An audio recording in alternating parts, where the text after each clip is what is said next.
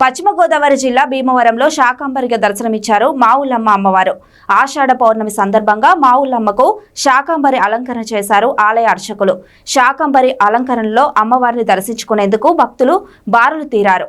5 టన్నుల కూరగాయలు, ఆకుకూరలు, వివిధ రకాల పండ్లు, పూలతో ఆలయాన్ని అలంకరించారు దేవస్థానం అధికారులు. 5 టన్నుల కూరగాయలు, ఆకుకూరలు, వివిధ రకాల పండ్లు, పూలతో ఆలయాన్ని అలంకరించారు దేవస్థానం అధికారులు.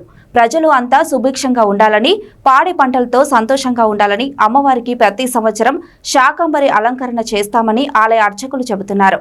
అమ్మవారికి ప్రత్యేక పూజలు జరిపారు. చండీ హోమం నిర్వహించారు. మావులమ్మ అమ్మవారి దర్శనానికి వచ్చే భక్తులకు ఏ విధమైన అసౌకర్యం కలగకుండా అన్ని ఏర్పాట్లు చేస్తామని ఆలయ ఈవో మహాలక్ష్మి నాగేష్ చెబుతున్నారు. భక్తుల దర్శనం కోసం రేపు కూడా అమ్మవారిని శాకంబరి అలంకరణలో ఉంచనున్నారు.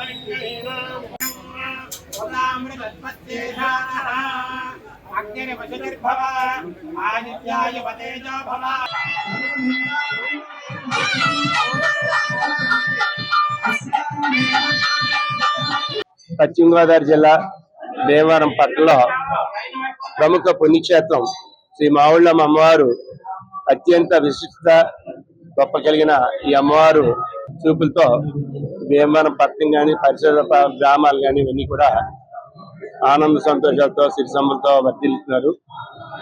ఈ అమ్మవారికి సౌందర్య పొడిగిన జరిగే ఉత్సవాల్లో భాగంగా ఆషాఢ పౌర్ణమి రోజు అత్యంత విశిష్టమైన రోజు. గురు పౌర్ణమి, వ్యాస పౌర్ణమిగా విశిష్టత కలిగి ఉంది. ఇలాంటి రోజు శ్రీ అమ్మవారికి అత్యంత సుందరంగా ఈ కాయగూరలతో శాకంబర అలంకారంగా తీర్చిదిద్దడం జరిగింది.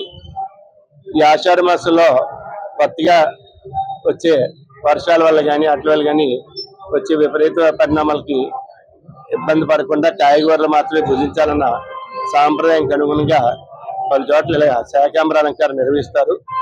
భక్తులను స్ఫూర్తిగా తీసుకొని ఈ శాకంబరి అలంకారం స్ఫూర్తిగా తీసుకొని కాయగూరలు మాత్రమే తీసుకుంటూ వాళ్ళ ఆనందం, సిరి సంపద భాగ్యాలు పొందుతారని కోరుకుంటున్నాం.